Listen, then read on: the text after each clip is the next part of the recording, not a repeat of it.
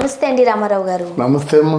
రామారావు గారు, రాష్ట్ర రాజకీయాలు రెండు తెలుగు రాష్ట్రాలలో, ఇటు తెలంగాణ లేకపోతే అటు ఆంధ్రప్రదేశ్ చూస్తే ఎక్కడో కేసీఆర్ గారు జగన్ గారికి నీళ్ల వివాదం తప్పితే సన్నిహితంగా ఉంటున్నారని అయితే మనకు అర్థమవుతుంది.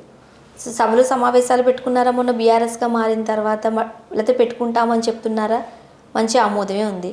అలానే ఈ విషయాల్లో ఆయన తలదూర్చుకోవట్లేదు, ఒకరికొకరు ఆరోపణలు అయితే లేవు. సో వాళ్ళిద్దరి మధ్య మంచి సంబంధం ఉందనే అనిపిస్తుంది ప్రస్తుతానికి, నీళ్ళ వివాదం తప్పితే, రైట్. కాకపోతే ఇప్పుడు మారుతున్న రాజకీయాల దృష్ట్యా కేసీఆర్ గారు టీడీపీ అధినేత చంద్రబాబు నాయుడు గారికి దగ్గరయ్యే ప్రయత్నము, లేకపోతే వీళ్ళిద్దరూ కలిసే ప్రయత్నము ఏదో జరుగుతుంది బ్యాక్గ్రౌండ్లో అనేది కొంతమంది విశ్లేషకులు అంటున్న మాట. ఏంటి, ఎందుకు ఆ బ్యాక్గ్రౌండ్ నడుస్తుంది, ఎందువల్ల, ఎవరి ప్రయోజనం, ఎవరికి లాభం? ఇక్కడ కేసీఆర్ సరికొత్త రాజకీయానికి తెరలేపాడు. ఇంతవరకు కేసీఆర్ మంచి చతురుడు అనుకున్నాం, మంచి చాణక్యుడు అనుకున్నాం, కానీ ఇప్పుడు ఈ మదపుటేనుతోనే ఢీకొనేటువంటి మదపుటేను ఎవరయ్యా అంటే మోదీ. ఎవరంటే మనం ఒక రాష్ట్రం 29 రాష్ట్రాలకి పెద్ద ఆయన, అటువంటిది ఒక రాష్ట్రం, ఒక చిన్న రాష్ట్రంలో ఉన్న నువ్వు వెళ్ళి ఢీ కొడతానంటే చిన్న విషయమా? కొట్టడానికి ప్రయత్నం చేశాడు. తన మీద స్కామ్స్ ఉంటాయి, జనరల్గా ముఖ్యమంత్రి పోస్టులు ఉన్నోళ్ళకి ఎవరికైనా వాళ్ళ మీద స్కామ్స్ ఉంటాయి, కేసులు ఉంటాయి, ఎన్ని ఉంటాయి, అది పక్కన పెడతాం. తాజాగా మన ఆయన కొడుకు మీద కేసులు ఉన్నాయి, కొడుకు మీద స్కామ్స్ ఉన్నాయి. కూతురు ఒక 8,000 కోట్ల రూపాయలు లిక్కర్ స్కామ్లో ఇరుక్కుంది. ఇలాంటి లోటుపాట్లు ఉంటున్నప్పుడు కూడా మోదీని ఎదుర్కొనేటువంటి సాహసం చేస్తున్నాడు కేసీఆర్. అందువల్ల ఇది ఒకసారి భారతదేశం అంతా కూడా ఉలిక్కిపడి చూసింది. దీనికి రాజకీయంగా కూడా ఎటువంటి పవన్ని కదుపుతున్నాడంటే మళ్ళీ చంద్రబాబుతో పవన్ కదుపుతున్నాడు. ఎందుకంటే రాజకీయంగా మొత్తం జాతీయ రాజకీయాల్లో ఢీ కొట్టాలంటే సరైనటువంటి మంచి సపోర్ట్ కావాలి. ఆ మంచి సపోర్టు ఈ జగన్మోహన్ రెడ్డి గారు నిన్న కాక మొన్న రాజకీయాల్లోకి వచ్చాడు. ఈ రాజకీయం తెలియదు, ఈయన తెలిసిందంతా హింసావాదం, లేకపోతే దాన్ని ఏమంటారు బొండితరం, అంతే తప్ప చతురత చాణక్యత తెలియదు. అందువల్ల మళ్ళీ ఈయన చంద్రబాబుతో కలిసేటువంటి సూచనలు ఉన్నాయి. వీరిద్దరూ కలిసి ఆ కేంద్రం మీద, ఎందుకంటే ఆల్రెడీ ఎంత అయినప్పుడు కూడా మోదీ గారు చంద్రబాబు నాయుడిని నమ్మడు. చంద్రబాబు నాయుడు ఎంత ప్రయత్నం చేసినా దగ్గర రానివ్వడు. కనుక చంద్రబాబు నాయుడు ఏమనుకుంటాడు, అదే ఇంత మారిపోయినప్పుడు కూడా నాకు దగ్గరికి వచ్చే అవకాశం కూడా ఇవ్వటం లేదు అని, అంటే దగ్గరికి వచ్చే అవకాశం కూడా ఇవ్వటం లేదని బాధలో ఉంటాడు కదా. అంటే ఏమిటి, ఆల్రెడీ కేసీఆర్ ఎదురు తిరిగాడు. ఆ కేసీఆర్తో చేయగలిపినట్టయితే మోదీకి ఒక పక్కలో బెల్లులా తయారవుతారన్నమాట. ఈ వ్యూహం కావచ్చు బహుశా కేసీఆర్ గారికి, ఇదే వ్యూహం కావచ్చు బహుశా మన చంద్రబాబు గారికి.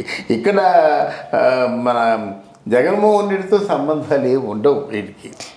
అంటే రెండు రాష్ట్రాల దృష్ట్యా వీళ్ళిద్దరి మధ్య మంచి సంబంధమే ఉన్నా, ఇప్పుడు ప్రస్తుతానికి వైఎస్ జగన్మోహన్ రెడ్డి గారికి అలానే మోదీ గారికి మంచి సత్సంబంధాలు ఉన్నాయి. ఇప్పటికీ అప్పుల్లో ఏపీ కూరుకుపోతే అటు కేంద్రం నుంచి సపోర్ట్ వస్తుంది కాబట్టి రాష్ట్రాన్ని నడిపించగలుగుతున్నారు అని రాజకీయ విశ్లేషకులు చెబుతున్న మాట. సో దాన్ని బట్టి జగన్ మోదీని వదులుకునే పరిస్థితి లేదు. ఇక్కడ కేసీఆర్ గారు మోదీని వదిలే పరిస్థితి లేదు. సో అందువల్లే ఈ స్టోరీ నడుస్తుంది అంటే ఇక్కడ జగన్మోహన్ రెడ్డి చాలా పొరపాట్లు చేశాడమ్మా. ఏ రాష్ట్రపు ముఖ్యమంత్రి కూడా చేయని పొరపాట్లు చేశాడు. జాతీయ సంపద మన ప్రభుత్వ ఆస్తులను అమ్మేస్తుంటే ఎలాగవుతుంది? నీకు ఓ ట్రస్ట్ ఇచ్చారనుకోండి, ట్రస్ట్ ఇస్తే దాని మీద వచ్చినప్పుడు రాబడిలోంచే మీకు సేవలు చేయాలి. అది కాకుండా దాని మీద తప్పు చేసేసి మొత్తం ట్రస్టును ముంచేస్తే ఎలాగవుద్ది? వాళ్ళు శిక్షార్హులు.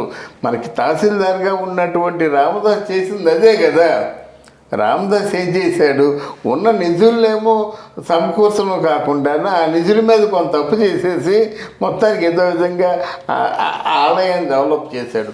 ఆయన కూడా సొంతాన్ని మింగేలేదు. ఇది అలా కాకుండా మొత్తం ఆంధ్రప్రదేశ్ని అప్పులు పాలు చేసేసాడు. సారాయి మీద అప్పు, మన దుకాణాల మీద అప్పు, మాంసం మీద అప్పు, అన్నిటి మీద అప్పులు అయితే ఎలాగవుతుందమ్మా?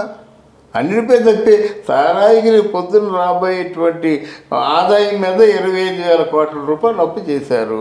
ఎక్కడైనా ప్రభుత్వం తాలూకు ఆస్తి ఉన్నట్టయితే ఆస్తిని పూర్తి తగనమ్మేసి ప్రజలకు పెడతానంటున్నాడు. ఒక్కొక్కరికి 1000 కోట్లు పెడతామంటున్నాడు. నిజంగా వాళ్ళకి ముట్టింది ఏమి లేదు. ఇక్కడ ఈ పథకాలు, నవరత్నాల పథకాల్లో ఒక చిన్న సీక్రెట్ వారు చాలా తమాషగా మెయింటైన్ చేస్తున్నారు. ఎక్కడైతే ప్రధానమైన కోడలు ఉందో ఆ కోడల్లో కొంతమందికి ఇచ్చినట్టయితే వాళ్ళ దగ్గర నుంచి ఒక ఫోటో బ్యాక్గ్రౌండ్ తీసుకుంటున్నారు.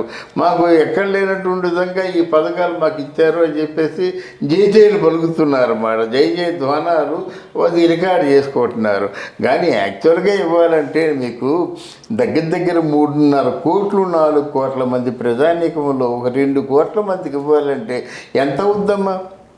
పథకాలకి 4 కోట్ల మందిలో 2 కోట్ల మంది అర్హులైనట్టయితే ఆ 2 కోట్ల మందికి ఇవ్వాలంటే ఎంత అవుతుంది? మరి అంత ప్రభుత్వంలో మీకు ఇన్కమ్ సోర్స్ ఎక్కడిది? ఇక్కడంటే ఒక సాఫ్ట్వేర్ ఫీల్డ్, ఇక్కడ ఒక హైదరాబాద్, గ్రేటర్ హైదరాబాద్ తాలూకు రెవెన్యూ మీకు 70,000 కోట్ల రూపాయలు ఉంది. మనకు అంత రెవెన్యూ ఇచ్చేటువంటి సెంటర్ ఏముంది? ఒక విశాఖపట్నంలోనూ. అవన్నీ ఎప్పటి నుంచో ఉన్నవి, ఇప్పుడే కాదు, అన్నీ ఎప్పటి నుంచో ఉన్నాయి. అయితే మనకి ట్యాక్స్ రూపంలో వస్తుంది. ఇంత రావడం ఏదో కొంత విశాఖపట్నం నుంచి వస్తుంది. మిగతా కొత్తగా మీరు సృష్టించింది సంపద ఏముంది? దాని మీద వచ్చే ఆదాయం ఉంది. ఇప్పుడు అక్కడ విశాఖపట్నంలోనూ కోరమాడలు మీరు పెట్టలేదు, బిహెచ్పి మీరు పెట్టలేదు, సిండియా మీరు పెట్టలేదు, హార్బరు మీరు పెట్టలేదు, పోర్టు మీరు పెట్టలేదు, టీచింగ్ కార్పొరేషన్ మీరేం పెట్టారు? మీరు ఏం పెట్టలేదు. యాజ్ ఇట్ ఈజ్ అక్కడ ఉన్నటువంటి అవన్నీ అక్కడే ఉన్నాయి. మీరు ఉన్నారన్నమాట సముద్రం గాలి పీల్చుకుంటూ. తప్ప ఏమున్నాయి? ఈ 3.5 సంవత్సరాలు 4 సంవత్సరాల్లో వచ్చిన పరిశ్రమలు ఏవి ఇప్పుడు వస్తాయంటున్నారు. మరి చూడాలి అవన్నీ. కనుక ఏదేమైనప్పుడు కూడా ఇక్కడ జగన్మోహన్ రెడ్డి గారికి రాబోయే రోజుల్లో పెద్ద ప్రాతినిధ్యం ఉంటుందని నేను అనుకోను. అయితే ఇక్కడ మీరు అన్నారు జగన్మోహన్ రెడ్డి గారికి మోదీకి సత్సంబంధాలు ఉన్నాయని. రాజకీయాల్లో సత్సంబంధాలు అంటూ ఉండవు. అవసరము అవకాశం అంతే. అవసరం అవకాశం తప్పితే అమ్మో నిన్న మనిద్దరం కలిసి ఉన్నాం కనుక ఇవాళ మనం కలిసి ఉండాలనేటువంటి రూల్ ఎక్కడా లేదు. ఓవర్నైట్ చట్టాలు అలాగైతే ఇప్పుడు జగన్మోహన్ రెడ్డి తాలూకు జీవోలన్నీ అర్ధరాత్రి పూటే వస్తుంటాయి. అందువలన ఏదైనా అర్ధరాత్రి మారిపోవచ్చు. వీళ్ళ ఆలోచన మారిపోవచ్చు, వాళ్ళ ఆలోచన మారిపోవచ్చు. ఇప్పుడు ఏం చేశారంటే తెలివిగా రాజకీయ చాణక్యుడు కనుక ఎవడు కేసీఆర్ అలాంటి మైండ్ సెట్టే ఉన్నవాడు కనుక మన ఎవరు చంద్రబాబు నాయుడు కలుసుకునే ప్రయత్నం చేస్తున్నారని నా తాలూకు అవగాహన. Right. Thank you so much. Thank you.